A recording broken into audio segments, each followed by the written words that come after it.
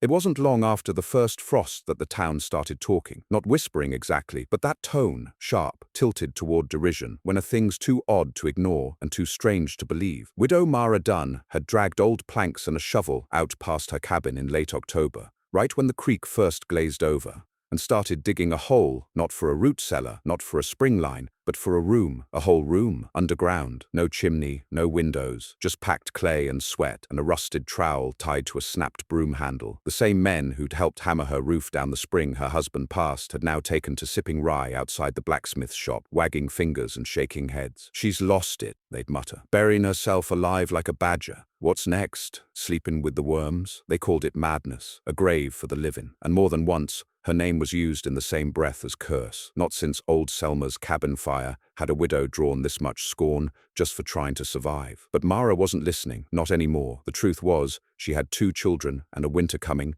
that the almanac said would crack stones and kill young pines straight through their bark. She'd seen the signs too, owls nesting low, early migrations, the way her joints stiffened before the dawn. This land didn't forgive twice, not after the sickness that took Edwin, not after the lean spring, not with the roof already sagging and her baby boy coughing at night, breath fogging in the cold. And so she dug. There was no blueprint, no guidance, just instinct, desperation, and a faint memory of something her husband once said in the first year they'd homesteaded. "If we ever freeze, dig down. The earth don't give up its warmth easy." She hadn't understood it then. She did now. It started with a narrow trench beneath the back wall of her cabin. She removed the lower boards, creating a kind of tunnel, propped with scrap timbers and stone. She moved the dirt out by hand, piling it against the barn for later. She worked at night to avoid the stairs, her hands wrapped in strips of old petticoat, fingers raw and bleeding by the second week. Each swing of the shovel hit like a heartbeat, steady, desperate, full of a quiet fury no one in town could understand. The children, Elsie and Caleb,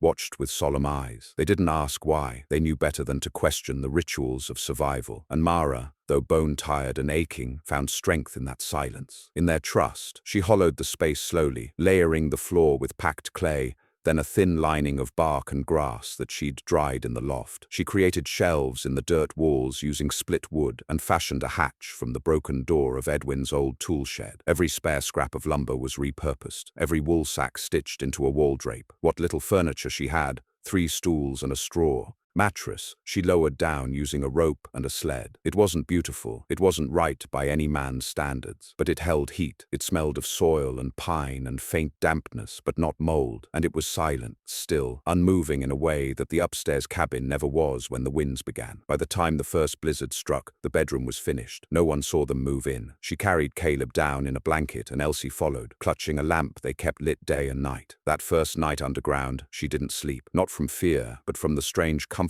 of stillness, of not feeling wind through the chinks or the aching cold in her teeth. The floor held warmth like a hearthstone. But the town above was not so lucky. The storm came in shrieking, peeling roofs, icing wells shut, and driving the cattle into pine thickets where they froze standing. The winds tore through every crack, and for 3 days no man rode out, no fire burned hot enough to cook, pipes snapped, chickens froze in their coops, and down below, Mara and her children listened. They heard the scream of wind like wolves. They felt the shudder of the cabin beams above. But inside their earthen room, it was different. Not warm, no, not truly, but not deadly. Breath didn't fog, toes didn't numb. The children's lips stayed pink. On the 4th day, when she surfaced to check the snow level, she found drifts up to the cabin windows and silence in town. She used a broom handle to check the barn and dug a narrow trench to keep it accessible. That night, she boiled water over a coal bucket and let the steam fill the room. The walls drank it, held it, refused to let the cold bite. A week passed, then 2. Word didn't spread fast. Most were too busy trying to seal cracks and patch holes, but eventually someone spotted her hanging linens out behind the cabin when the temperature hadn't risen above 10 degrees. The children's shirts were dry. Their colors hadn't faded. That was the first whisper. By the 3rd week, Mara was outside with a shovel again, clearing space around the coop. A neighbor passed by on horseback, wrapped in 3 layers of oilcloth and barely clinging to his saddle. She waved. He didn't wave back. He stared. By the time the second freeze rolled in, sharper than the first, a few neighbors came knocking, not to ask for food or coal, but to see. "How you holding up?" Need anything? Kids okay? She let no one in. Not yet. One woman, Ruth Kelsey, came by with a cracked lantern and eyes like she hadn't slept in days. Her roof had buckled. She'd lost her husband the year prior too. She didn't say a word about the underground room, just looked around the yard like she was searching for answers. Mara gave her a basket of dried corn and said nothing. The children began to sleep through the night. Caleb's cough lessened. The small oil lamp only needed one refill a week, and the hatch sealed tight against snow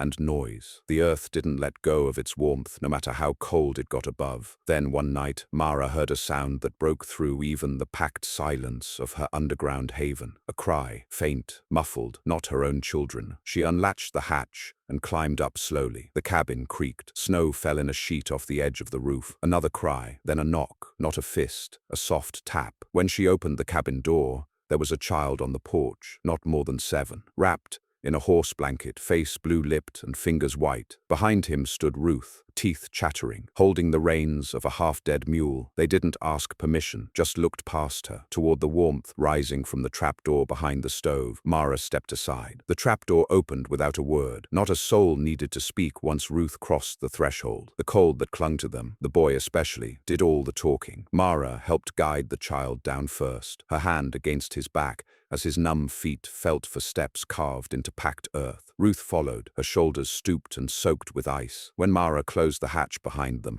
the quiet settled again like a quilt pulled up over the room. The air inside the underground room was still warm, if not by fire, then by habit. Heat didn't leak, it pooled. Caleb and Elsie stirred from the far mattress, but didn't speak. They'd learned not to make noise when strangers entered. Not out of fear, but a sort of reverence. Survival had its rituals, and the children had learned them young. Mara knelt beside the boy, pulling the blanket back to check his fingers. They were stiff, not yet frostbitten, but heading there fast. His lips moved, but no words came. Ruth knelt beside him, brushing his hair from his face, her breath a steady puff of mist. "Micah," she whispered. Mara lit the second lamp, the smaller one. A bowl of warm water was set by the bed. She pulled out one of her last remaining jars of sheep fat, rendered in the fall and saved just for this kind of moment. With practiced hands, she rubbed his feet and palms, slow and firm, until some color returned. Still, not a word was exchanged until well past midnight. Ruth finally spoke. "I thought I could make it. The ridge trail was open 2 days ago. I didn't think the drifts would come so fast. The mule collapsed half a mile from here. He's still upright, but not for long." Her voice cracked. "My roof's gone. Been gone 3 days. Mara nodded, pouring a thin ration of boiled root tea for both of them. She didn't offer comfort. There was none left in her, but she did offer space, warmth, silence. And that was more than most had. Ruth drank the tea with both hands wrapped around the tin cup like it held salvation. Her face was still streaked with melted snow,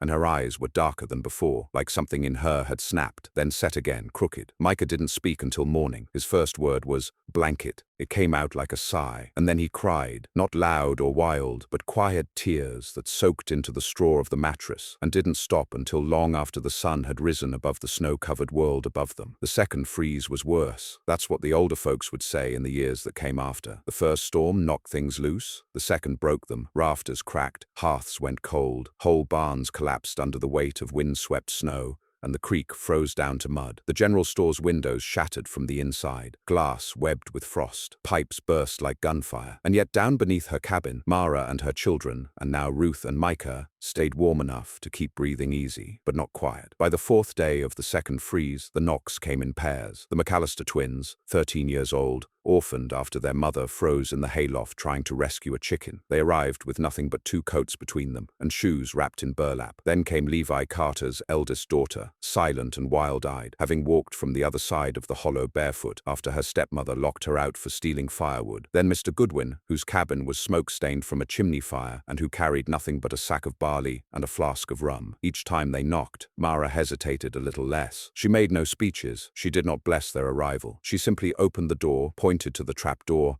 and helped lower them down one by one. By the end of the second week, there were 11 souls living in the underground room. 11 mouths, 11 bodies pressed close at night, 11 sets of lungs warming the air, and 11 hearts slowly thawing back into something like hope. It should not have worked. By every reasonable measure, the space was too small. There were too few blankets, too little food. The oil should have run out. The water should have frozen. The breath should have turned to mold, and the weight of sorrow should have crushed them all from within. But the earth held firm. The soil, packed and sealed with bark and old wool, never dropped below 40 degrees. The floor stayed dry, the roof did not crack, and Mara, quiet, widowed, once scorned and mocked, became the keeper of something half sacred. She rationed everything with precision. Mornings were for boiling bark and roots, afternoons for stillness, nights for singing, soft, wordless lullabies hummed into the dark, enough to steady the children and hold off madness. The older ones took shifts tending the lanterns, scraping frost from the upper beams of the cabin, and digging trenches to retrieve snow for water. Some nights Mara would go up alone. She'd check the mule, who, miraculously, still stood near the barn, wrapped in every wool sack they could spare. She would drag wood in small bundles to keep the upper stove alive, not for heat, but for a scent, so the place smelled like life, like smoke, and warmth, even if there was none to spare. One night she found a man collapsed at her front door. His boots were black with frostbite, his eyes open but unfocused. He'd come from 3 ridges over. No horse, no sled, just boots and guts and a torn scarf. When she dragged him in and got the door shut, he muttered something about his daughter, still up there, before passing out. That night Mara didn't sleep, nor did she wait. She boiled a tin of broth, packed a rag bag with boiled oats, and told Ruth to tend the others. Then she took a lantern and stepped back into the storm. They found her the next morning on the ridge, covered in snow, dragging a small girl by a rope tied around her chest. The girl was alive, barely, but breathing. Mara's hands were cut and frozen, and her left ear was black at the tip. She didn't speak for 2 days after, but she had brought one more life underground, one more pair of lungs to fill the silence. The room had begun to change. Where once there was only the mattress and the shelves, there were now burlap partitions, a makeshift corner for younger ones, a space for boots and coats, cans arranged by size, a string of buttons nailed to the ceiling to count the days. The air was filled with the faint scent of boiled roots, tallow, and breath. And there was something else, peace, not comfort, not ease, but peace, a kind of shared understanding that survival was no longer a personal task. That winter no longer belonged to one person's strength, but to all their endurance stitched together. One night,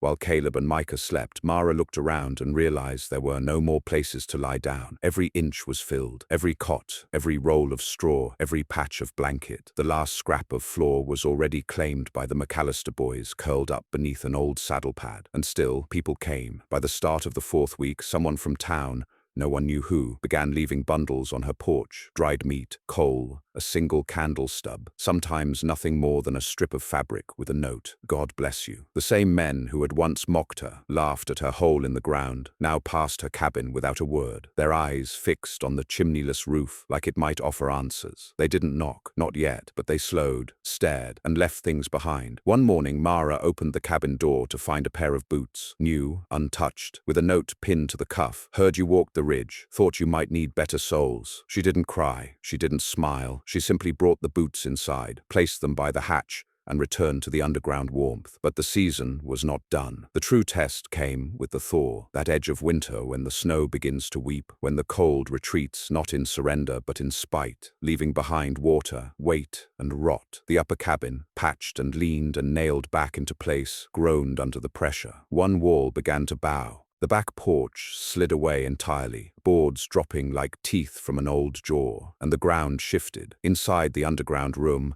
there was a crack, a pop, then silence, and a slow, deliberate drip. Mara stared at the ceiling, eyes fixed on the corner where the mud was darker. A single bead of water formed, fell, then another, then another. She didn't panic. She stood, touched the wall. It held, but the seepage had begun. The room had lasted through cold, through wind, through ice. But thaw was different. Thaw could rot what cold had only preserved. She called for Ruth, then for the older children. The men, Mr. Goodwin, and the ridge walker, whose name they still didn't know, gathered tools, buckets, cloth. They worked in shifts, pressing, wadding into cracks, sealing seams with mutton fat and pine sap. They drained the water by the hour, and for 3 days they kept ahead of it. But on the 4th, the left wall sagged, and Mara knew if it collapsed, the room would fill. The weight of mud, the seep of melt, the crush of thaw would undo everything they had built. She didn't wait. She pulled the hatch open and shouted up for help, not into the void, but toward the town. She didn't care who heard. The shout tore through the early thaw air like something foreign to that place, something not meant to be heard in the waning freeze, something human and raw. Mara's voice cracked as she cried out again. standing in the narrow kitchen of the cabin, her palms pressed to the frame of the trapdoor above the room that had kept them all alive for a season. Her throat burned from smoke and cold and silence that had lasted too long. She'd spent months saying nothing unnecessary. Now her voice didn't sound like her own. The town was a mile off, across the ridge. Her words would not reach the square, but they didn't have to. She wasn't calling the town, she was calling the watchers, because they had been watching, from windows and behind frost-blurred curtains, from sleighs slowly passing by, too cautious to stop, too curious to turn away. They had seen her build, they had seen her vanish for weeks, they had seen the children return stronger, their eyes clearer, and the faint smell of stew sometimes drifting on the wind from a house with no chimney fire. And most of all, they had seen the strangers come and stay and not die. So when she cried out, it didn't echo long. By midday, someone came. Sammy Thompson, the blacksmith's son, face pale and boots nearly falling apart. He had a coil of rope over one shoulder and a length of tarp in the other. And when Mara opened the door, he said only one thing. "Where's it caving?" No judgment, no comment about the dirt or the smell or the unnatural shape of her sunken yard. Just that. And behind him, in the distance, were more, others making the climb up the ridge, wrapped in wool and hauling whatever might help. Tools, logs, straw bundles, even crates of hard-packed clay. They filled her yard like a hushed congregation. No small talk, just breathing and shifting and waiting. Mara pointed to the slope behind the cabin, where the melting snow had turned the upper layer into slush, heavy and oozing. "If it slips, it'll collapse the southern wall. There's water coming in. Fast." The men didn't nod, they just moved. And for the first time since her husband died, Mara wasn't alone in the labor. They built a retaining wedge of logs. Sammy and two others shoveled clay into sacks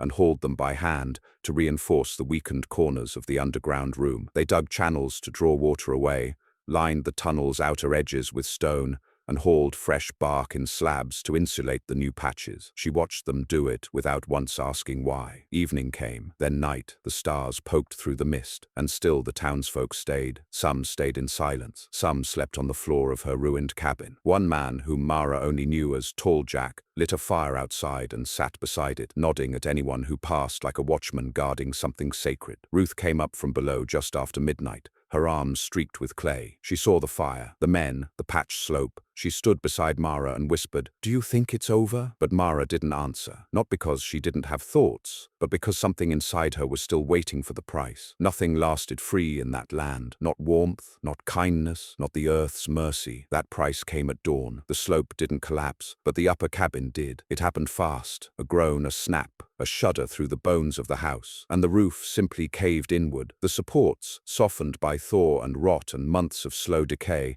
gave out all at once. The chimney stack fell like a snapped neck. The porch dropped into the crawl space. The trapdoor held, but the floorboards around it twisted and split. For a moment there was silence, then a scream, not from below, from outside. The smoke had started, thin, creeping smoke curling out from between the planks. One of the lanterns, left burning to keep the air upstairs warm, had toppled during the collapse. The curtains, already dry as bone, caught instantly. Someone yelled for water, but the pump had frozen in February, and the well was blocked by a snowdrift the size of a wagon. There was no water. The fire rose, and Mara saw the true end of the season. Not a freeze, not a collapse, but fire. The kind of fire that eats the last threads of a survivor's hope. She didn't wait. She ran to the hatch, pulled it open, and shouted down, not words this time, but names. Ruth, Caleb, Micah, Elsie, the twins, the silent girl, the ridge walker, Mr. Goodwin. Voices answered, panic, scrambling. A lamp smashed. Mara dropped into the hole before anyone could argue. She landed on her knees and shoved past blankets, pulling children, shouting orders, pointing to the slope. Up the back, through the tunnel, because she had dug a second exit weeks ago, a smaller one, a rabbit hole practically, just in case. She never spoke of it, never thought she'd need it. But now it was the only path out. The heat above was already changing the air. Smoke slipped in, slow and sour. Hands pushed, children cried. Ruth moved like lightning, grabbing what she could and pressing children toward the crawl. Tall Jack appeared behind them, dropping down from above like some long-limbed shadow, scooping up two at a time and hauling them out through the slope passage. Then came the crash. A beam from the upper cabin, half alight, plunged through the opening, striking the hatch frame and driving splinters into the clay wall. The seal broke. Smoke rushed in like a breath held too long. Mara was last. She shoved Ruth up, then scrambled back to grab a bundle, the small girl's boots left behind in the corner. She turned, one last glance, one last breath in that strange holy room of dirt and survival. Then she climbed. She emerged covered in soot and sweat and clay, coughing, the bundle clutched tight in one arm. Behind her the fire rose, licking at the sky, chewing through what was left of the house, and the town watched. They watched as Mara and the others stumbled into the snow and fell to their knees. They watched as Ruth screamed her thanks into Mara's shoulder. They watched as tall Jack bowed his head like he'd seen something too sacred to speak of. And they didn't laugh, not anymore. By afternoon the fire was ash, the cabin was gone, but the slope tunnel had held. The room below, though blackened at the edges, remained intact. Smoke-scarred, yes, but standing. The town, once scornful, once distant, came with hammers and saws. They brought planks and nails and spare shingles. They worked in silence, then in murmurs, then in stories. By nightfall, they had built a new entrance, not a trapdoor, a stairway, dug into the slope, braced with stone, leading to a broader entry sealed with timber and bark. No longer hidden, no longer secret, a doorway for the town to see. And as the thaw continued, Mara stood beside it every morning. The children played near the barn. The mule, somehow still alive, grazed on the first tufts of green. And the people came, not as guests, not as refugees, but to listen, to learn. "How did you know?" they'd ask. "What made you build it?" She didn't have an answer that satisfied. Only the memory of Edwin's voice, only the sound of her children's breathing in the dark, only the feeling in her bones that winter would take what it could, but not everything, never everything. One boy, not more than 6, came up to her late one afternoon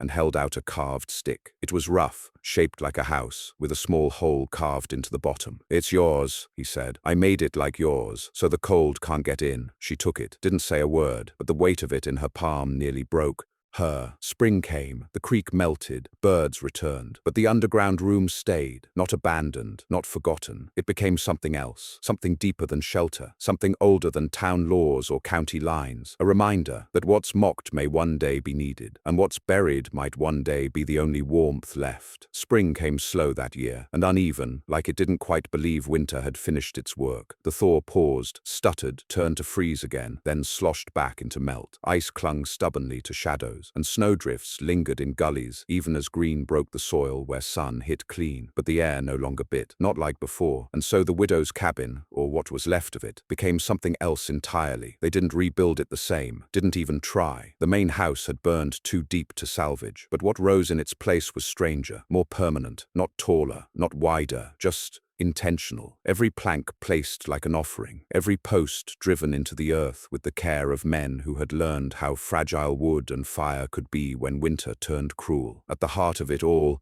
remained the underground room. Only now, it was no longer a secret, no more trapdoor hidden beneath a straw mattress, no more slinking in and out at night. There were steps now, real ones, braced with logs and earth-packed sides. A real door too, framed in iron and sealed with pitch, donated by the Tanner brothers, who once laughed the loudest when she'd started digging. They came by that spring with 2 barrels of clay and said nothing, just stood there, faces red, looking at their boots. One of them finally muttered, "We didn't know." Mara didn't reply. She didn't need to. It was Ruth who answered. "Nobody ever does, not till they're cold enough." Inside, the underground room had changed. It still had that smell, clay and tallow and pine, but now it had color too, blankets stitched with names, crates labeled with hand-carved signs, flour, dried corn, bark, spare wick. A line of hooks made from bent nails held coats. There were shelves, drawers, even a narrow bench carved into the wall, polished smooth from months of use. And every few days someone new would visit. Sometimes it was children, coming to see the place they'd heard about from those who'd slept there. Sometimes it was older folks, quiet, reverent, who ran their fingers along the packed earth and didn't say what they were remembering. Once the town pastor came. He stood in silence for nearly half an hour, then knelt and pressed his palm to the floor like a man touching holy ground. Mara didn't ask why. She simply let them in, watched them leave, and made sure no one tracked mud onto the beds. But not everyone came with quiet hands. Word spread beyond the town. That's how it happens. One wagon trades at the general store. A cousin hears from a cousin. A peddler takes the story upriver, and suddenly there are Strangers coming down the ridge asking about the widow with the hole that saved a dozen folks. The first few were kind, polite, curious. Then came others. One man, broad-chested, with a merchant's drawl and boots too clean, offered her coin. "To buy the plans," he said. "You could sell this. Underground rooms, warm in winter, safe in fire. It's a marvel." She told him to leave. The next one didn't ask. He came with paper, real paper, the kind with stamps and names and ink signatures, and said she was trespassing, that the land wasn't hers, that the fire had voided her claim. She stood in the doorway of her new structure, eyes lined with ash and wind, and didn't move an inch. "That room kept children from freezing," she said. "There are marks in the walls, you know, where they tallied nights, where we buried oilcloth to keep it dry. There's a stain in the back corner where Micah bled from his split hands. There's Ruth's prayer scratched into the beam above the bed. And you think you can take that with a paper?" He didn't return, but others kept coming, with promises, with threats. That's when the town stepped in. First it was Ruth, standing beside Mara during one of those visits, arms folded, jaw tight. Then Mr. Goodwin came down with a shovel, planted it in the yard, and said, "You want to take her land? You'll have to go through our winter first." Then Sammy, then the McAllister twins, then more, until one evening, when Mara stepped outside to check the drying racks, she saw it. A ring, all around the structure, just outside the slope, near the barn. Someone had planted posts, dozens, carved from stripped pine, sunk deep in the wet ground. A circle of standing stakes, like a fence without walls, and on each one someone had burned a name, not of landowners, not of claimants, but of those who'd lived in that room, who'd breathed there, who'd survived. It was Ruth's idea, though she never claimed it, just said, "Figured the land ought to know who it belongs to." Mara didn't cry, but she stood there long after sunset, one hand on the post marked Caleb, the other on Elsie, and didn't move until dawn. That summer, people began building their own underground rooms. Not many, but enough. It wasn't easy. Earth is hard. Roots tangle. Moisture creeps. But they came to Mara first, to ask, to learn, to kneel in the dirt and press their hands against the clay wall of the room that had defied the freeze. She taught them how to shape a drainage line, how to pack the corners with bark, how to seal a hatch with wool and tallow, how to gauge the slope of thaw. "You dig with your back," she'd say, "but you plan with your bones." Some didn't believe her. They built shallow, wide, tried to make parlors underground. Those rooms flooded. Others built deep but forgot the air holes. They nearly suffocated. But the ones who listened, their rooms held, even when the frost came early the next year. Even when a summer drought turned the land to cracking dust, their rooms stayed firm. Mara's underground bedroom became something more than a survival trick. It became a testament, and still she didn't speak of it much. She let others tell the tale. She let the children do the remembering. It was Caleb, now 7, who told a new arrival, one of the new settlers building up the lower ridge, about the night the fire came. "She didn't run," he said. "She yelled for us. Even when the roof cracked, even when the smoke got in, she stayed until the last one was out." The man asked him, "Weren't you scared?" Caleb blinked, thought, then shrugged. "I was warm." That autumn, a woman from Far East came through town with sketchbooks, said she was documenting frontier survival, asked if she could see the room. Mara said no, not because she didn't want the world to know, but because she didn't trust ink to tell the truth. Paper didn't carry weight, walls did. Instead, she sent her to the Tanner brothers. "Ask them what changed," she said. "Ask them what they gave when they had nothing else." The woman didn't understand, but she went. By the second year, others built shelters not just for winter, but for fire, for wind, for rot. Small, humble, earth-dug places behind barns or under sheds. They stopped calling them crazy. They started calling them Mara holes. She hated the name, told Ruth it sounded like a mistake. Ruth just laughed. They can call it whatever they want, but they'll remember. Then came the letter. Not a threat, not a claim, just a simple parchment with a seal from the county, stating the land around the incident site had been reviewed and the occupant officially recognized as sole proprietor. Signed, sealed. Mara held it like something sharp. It was the first paper she'd trusted. Years passed. The underground room remained. It outlasted the rebuilt cabin, outlasted the mule, outlasted even the name Mara Dunn, once spoken in ridicule, and now murmured like prayer whenever the frost ran early or the wind rose strange. Children grew up hearing the story, not as legend but as lesson, and those who had been inside it never forgot, because warmth isn't just fire, it's closeness, it's breath, it's a wall that doesn't shift when you lean on it. It's a room carved from desperation and packed with the names of those who refused to freeze. They came back one by one, not the curious travelers or those with papers and pens, but the ones who had been inside. The children, now older, some grown,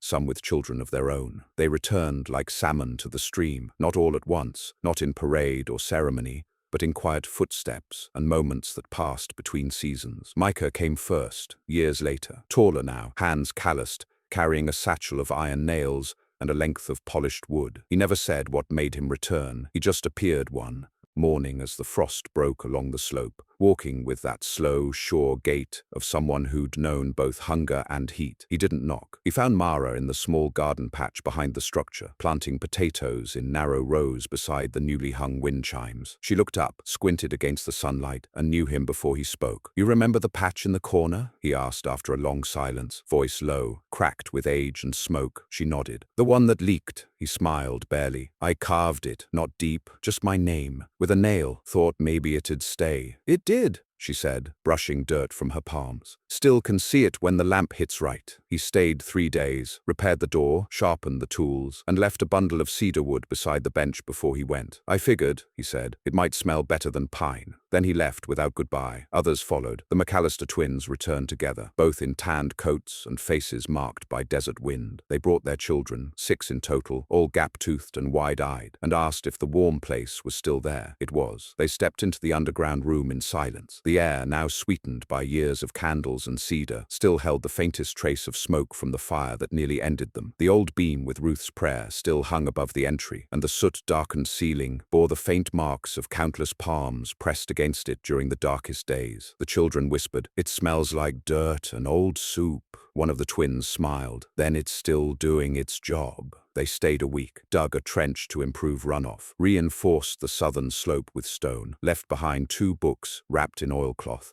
and a jar of dried berries with a note tucked inside, "In case the ground ever gets hungry again." Mr. Goodwin didn't return. He passed during a flash flood 2 valleys over, but he'd written a letter before his death, delivered by a rider who'd known him in his last days. The letter, hand-scrawled and smudged, read only, "She saved more than us. She saved the idea that survival don't have to look like what we're used to. Bury this if you must, but know I was warm when I needed it most." Mara read it twice, then folded it into the seam of the bench, between 2 knots of wood, where only she would ever find it again. Caleb and Elsie, now grown, didn't go far. They stayed on the land, built new structures, ones that borrowed from the underground room's principles, earth-braced, bark-lined, narrow and efficient. Caleb married a local girl. Elsie never wed, but took in orphans during the harsh years, saying only that a bed's worth more than a blanket when the wind comes howling. The town changed too, not all at once. It never did. But the whispers about that winter no longer carried mockery. Now they carried weight. Old men told the tale like scripture. Young ones asked how deep to dig. Mothers taught their daughters how to measure clay moisture with their knuckles. And every year, when the frost threatened to return early, someone would leave something by the post marked Caleb, a pair of mittens, a slab of dried meat, a letter once folded small and tied with twine. "I wasn't in the room, but I heard, and I believed. Thank you." Mara grew older, as all things do. Her joints stiffened, her eyesight blurred. Her hands, once strong enough to carve warmth from earth, now trembled when she poured tea. But the room stayed the same. She kept it clean, kept the walls patched, tended the lamps, and every winter,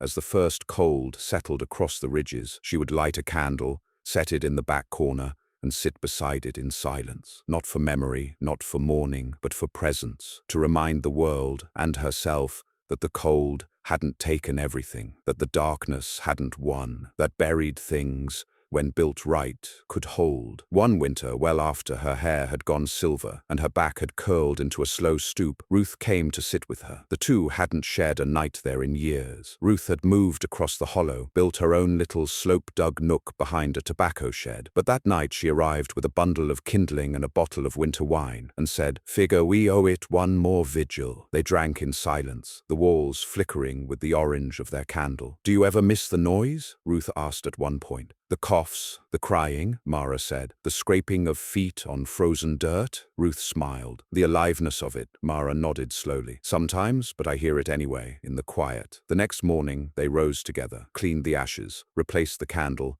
and sealed the door with a new latch, a brass one Ruth's nephew had forged as a gift. Years passed. When Mara's time came, it was in the spring. The ground had thawed, the creek had begun to hum again, and wildflowers dotted the ridge. She passed quietly in her sleep beneath the rafters of a small wood-plank home, built not far from the original cabin's foundation. She was found with a shawl pulled to her chin, a faint smile on her lips, and her fingers curled around a small wood carving of a house with a hole in the bottom. The townsfolk buried her just above the slope, near the ring of posts, but not in a box. She'd asked for something else, so they dug deep down past frostline, packed the walls with bark and straw, and braced it with the same care she'd once shown in every trench and hollowed bed. They built her final resting place like she'd taught them, warm, silent, rooted in the earth. The children, now grown, stood in a circle around it and lit candles, not bright, not showy, just steady flickers of heat and memory. And they left the door open, not forever, just long enough for the wind to pass through once, like a sigh of gratitude. That summer, the